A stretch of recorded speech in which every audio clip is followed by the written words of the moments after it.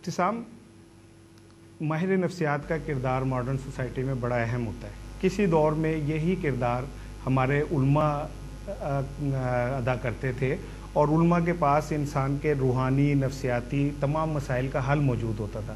کیا آج کا عالم دین جو ہے وہ شکست کھا گیا ہے جدید دور کے تقاضوں کے مطابق، یا اس کے نیت بدل گئی ہے یا اس کا کردار بدل گیا ہے؟ دیکھیں جی، بنیادی طور پر اللہ کا شکر یہ ہے کہ آج کا عالم میں سمجھتا ہوں پہلے کے علماء کے ساتھ کمپیٹیبل ہی نہیں ہے، بلکہ کئی اعتبار سے ان سے زیادہ نالج گین کر رہا ہے. اللہ کا شکر ہے. تو پھر وہ مسائل کا حل کیوں نہیں دے رہا؟ میں بتا رہا ہوں بنیادی طور پہ اللہ کا شکر ہے. پہلی بات ہے صرف یعنی کہ برسبیل تذکرہ یہ میں نے ایمبیسی سائیکالوجی سے اس لیے کی تھی کہ ہیومن مسائل کو صرف اسپریچول اینگل کے ساتھ ساتھ نفسیاتی اینگل کے ساتھ بھی دیکھ سکوں.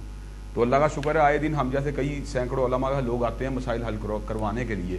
جو بعد میں ریاض بھٹی صاحب کی بات سے خاص کیا نا، اس میں 3 پہلو نظر آئے ہیں جن کو میں بریفلی آپ کے سامنے نا بطور ریکمنڈیشن اپنی سوسائٹی کو بھی اور آپ کے سامنے ان کو پیش کرنا چاہتا ہوں. سب سے پہلی بات جس کی آج سماج کو ضرورت ہے، حقیقت پسندی ہے. ہم غیر حقیقی دنیا میں رہتے ہیں، ہم مسائل کا صحیح ادراک نہیں کرتے. جب ہماری ایکسپیکٹیشن کسی وابستہ ہوتی ہے تو ہم یہ نہیں سوچتے کہ دیگر کئی لوگوں کی لائبلٹیز بھی اس کے اوپر موجود ہیں. حقیقت پسند اگر ہمارا معاشرہ ہو جائے تو پھر دوسری اسٹیج یہ آتی ہے اس حقیقت کو ایکسیپٹ کرنے کے بعد جو کہ بڑی طلب ہوتی ہے، وہ ایثار ہوتا ہے. جب بندہ ایثار کرتا ہے اس حقیقت کو پا لینے کے بعد، تو پھر میں یہ سمجھتا ہوں اس طرح کے واقعات کے رونما ہونے کے امکانات کم ہو جاتے ہیں.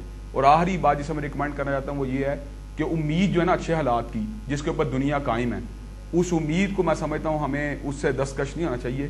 اگر ہم اچھے وقت کی امید رکھیں اور یہ سمجھے کہ ہم اشار کریں گے تو اللہ تعالیٰ ہمیں پے بیک کرے گا، اور ہمارا شوہر بھی اور ہمارا باپ بھی یا ہمارے گھر والے پے بیک کریں گے، تو یہ سارے کے سارے مسائل جو حل ہو سکتے ہیں.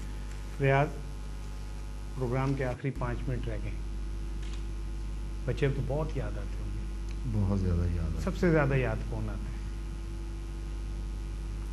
میرے بیٹے کے ساتھ میرا بڑا اچھا مثلا 3 سال اس کے ساتھ گزرے ہیں، اور ایسے گزرے ہیں کہ میں ان کو زندگی میں نہیں بھول سکتا.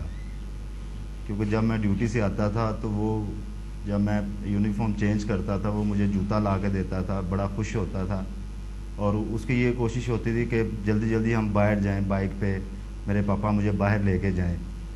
تو اس کی ہر چیزیں 3 سال میں اس نے مجھے بہت کچھ دیا، بہت میرے ساتھ پیار کیا اور میں نے اس کے ساتھ پیار کیا. اور اس کو نہ بیٹیوں کو، نہ میں وائف کو اور نہ میں بیٹے کو بھول نہیں سکتا. یہ ایسا زخم ہے جو مجھے اس ٹائم لگ رہا ہے کہ میں ساری عمر اس کو نہیں میں بھول سکوں گا. اور بیٹیوں سے تو باپ کو ویسے بڑی محبت ہوتی ہے. منزہ یقیناً آپ کے بہت قریب ہوگی، سب سے بڑی بیٹی تھی مائزہ. ریاض، کیا کہو گے ان لوگوں کو جن کے گھروں میں بہت ساری منزہیں اسی طرح سوچتی ہیں؟ بہت سارے ریاض بھٹی ہیں جو اپنے گھر کو شاید انہیں نہیں پتا کہ ان کے گھر میں کیا قیامت آ سکتی ہے سماجی رویوں سے. آپ پہ تو وہ سانحہ گزر رہے یار. کیا کہو گے کس طرح لوگوں کو یہ پتہ چلے کہ مرنا کسی مسئلے کا حل نہیں ہے؟ مرنے والے تو چلے جاتے ہیں لیکن جو زندہ رہ جاتے ہیں ان کے لیے زندگیاں موت بن جاتی ہیں. جب گھر جاتے ہو تو کیا محسوس کرتے ہو کہ کیسے روک سکتے تھے، کیا ہو گیا یہ؟ جب میں گھر جاتا ہوں تو میری بڑی عجیب حالت ہوتی ہے. بچوں کے بیگ دیکھتا ہوں، ان کے جوتے دیکھتا ہوں، ان کے کپڑے دیکھتا ہوں تو میری چیخیں نکل جاتی ہیں، کیونکہ میں نے ان کے ساتھ بہت اچھا ٹائم گزارا.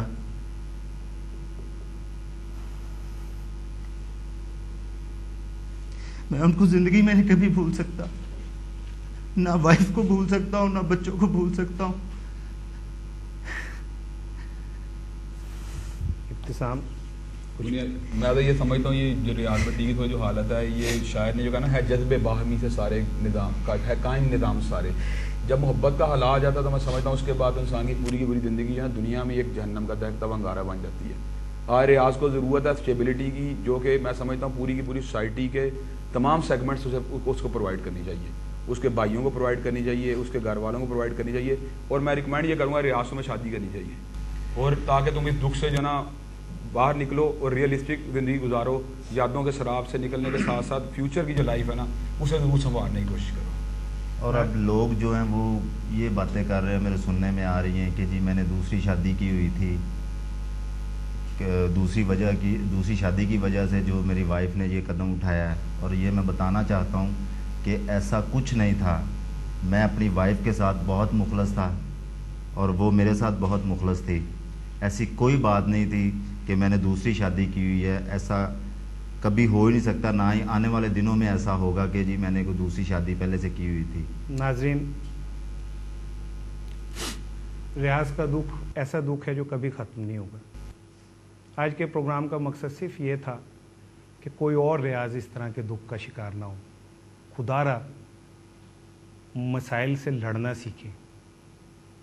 خدا را اپنی پناہ موت میں نہ تلاش کریں. خدا را پہچانیں کہ زندگی اللہ کی ایک نعمت ہے، اسے جینا ایک نعمت ہے. چھوٹی چھوٹی گھریلو لڑائیوں، چھوٹے چھوٹے مسائل کے اوپر اتنے بڑے اقدام نہ کریں. ریاض کا گھر اجڑ گیا، اور گھر نہیں اجڑنے چاہیے. اداس لوگوں سے پیار کرنا کوئی تو سیکھے. سفید لمحوں میں رنگ بھرنا کوئی تو سیکھے.